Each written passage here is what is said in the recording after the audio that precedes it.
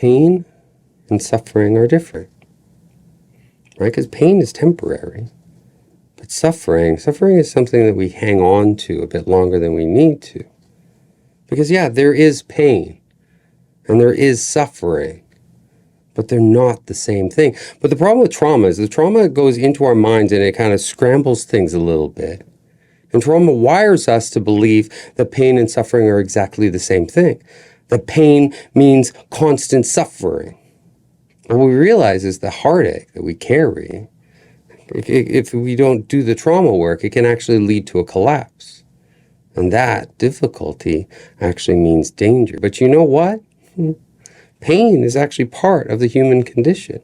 And pain is temporary. It comes and it goes. Suffering is different. Suffering ends up becoming the story that trauma has stitched out of our pain in order for us to hang on to it longer. So we have to experience it again and again. But this is what we're going to learn as you go through the recovery process. What trauma recovery actually does is it doesn't erase the story. Right? What it does is it changes our relationship to what that story actually means.